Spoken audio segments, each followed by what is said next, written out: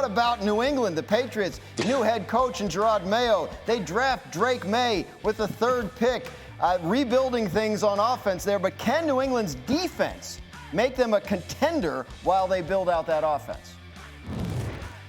I believe they can because of how good they were in the second half last season. They were the best defense in football on a drive-by-drive basis in the second half last year, and that was without their 2 best players, Matt Judon and Christian Gonzalez, with an offense that was giving them the worst average starting field position of anybody in football, and with a lame duck coach in Bill Belichick. Now, Bill Belichick, of course, is a historically good defensive coach, but Gerard Mayo probably learned a thing or two from Bill Belichick while he was there. And you have, of course, the pieces on offense now.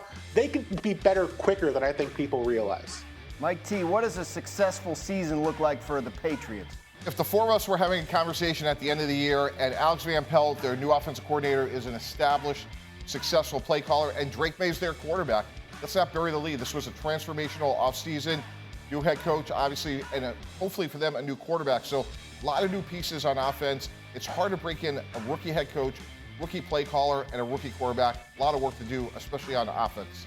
All right, Courtney, I want to ask you now about the Miami Dolphins. They seem to always start out the season hot and then finish it not so hot. So what do they need to do to reverse that trend and actually finish this thing this year? I don't want to simplify this, but how about win some games in December? Yeah. 4-10 in December and January under Mike McDaniel. That's not great, and that hurts their playoff positioning. You don't want those road games in January. We know that it didn't work out with them against Buffalo. It's certainly in that frigid cold, which I think Jeff Darlington is still thawing out from in Kansas City. Didn't work out for them there either.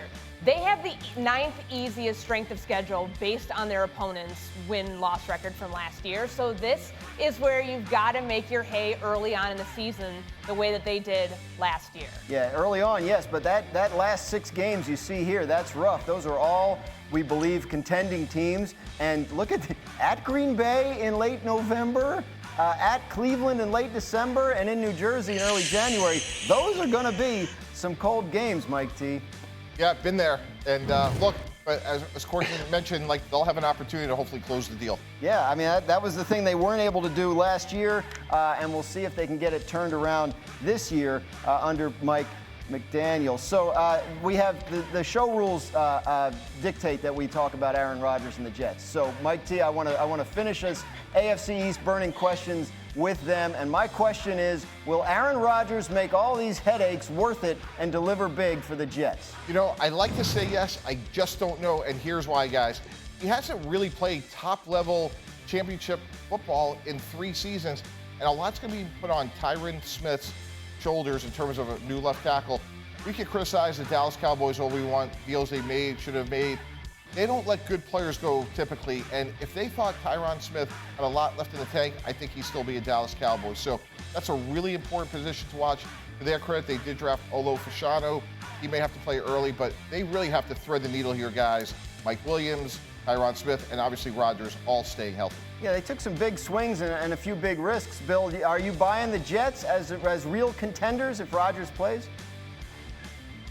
I am, because this isn't Aaron Rodgers and the Aaron Rodgers super friends anymore the way it was a year ago. There's added pieces. To Mike's point, if Tyron Smith does get hurt, you have a top 11 pick and Olu Fashanu at left tackle who can fill in. There's pieces now at receiver besides Aaron Rodgers' friends from Green Bay after Garrett Wilson. There's just more to work with throughout this roster. And the point I'll say is this. We can talk about Aaron Rodgers being worth the headache. This is a team that hasn't had a player get a single MVP vote from a single voter since Joe Namath. At that point, you have to be willing to take a shot, even if Aaron Rodgers might be a bit of a headache, might want to take a side trip to the pyramids. It's worth it if you can get the upside of Aaron Rodgers for when he won an MVP a couple of years ago. Yeah, hey, Bill, they had to overcome some really shaky front office people. Are you surprised by that stat? Really? They're still reeling, actually, I think, from the Tannenbaum era. Still digging out. No, I'm kidding, of course. What is it like? What do they have to do to make? I mean, big swing on Aaron Rodgers. How far do they have to go for you to wild card berth is 9 wins, 10 wins. Is that enough to make all of the headaches worth it? I mean, to Bill's point about Aaron Rodgers and friends, I still have concerns about the offensive coordinator, as most people do. But this is the one time in the last couple of years at this point of the calendar where we're not talking about the Jets' offensive line as a massive concern and the quarterback that's going to be behind that unit. They have made upgrades. They might not be the greatest upgrades by and large throughout the rest of the NFL, but it certainly is in a much better state than when Zach Wilson was playing last year. No, well, there's no question about it. I feel like, I feel like we've talked about, obviously we've talked about this a lot, but you've made the point that it's been a little while since we've seen Aaron Rodgers play at a high level. Can the Jets be a good contending team if he's just sort of above average? I don't think so, because their defense is really built to play with the lead and rush the passer, especially once Hassan Reddick gets there.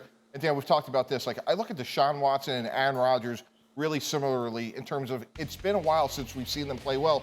And when you're over 40 years old and you're coming off an Achilles tendon injury, what I'm really curious to see in training camp, we'll see what he does in preseason, but how quickly he gets rid of the ball and short area quickness with his feet. I've been around other quarterbacks that had, from Vinny Testaverde, Brett Favre, worked with Dan Marino in Miami, and they always talked about losing that little quickness really was the beginning of the end, and that's something that we really got to watch carefully, really just in a couple of weeks. Bill, I got about 20 seconds here. You talk about ceilings with this Jets team. How good can they be versus the rest of the AFC? They can be a legit Super Bowl contender if those guys stay healthy. Aaron Rodgers, Tyron Smith, Mike Williams, those guys don't have a great history of staying healthy. I wouldn't count on them for 5 or 6 years, but can there be 1 year where it all comes together? Absolutely.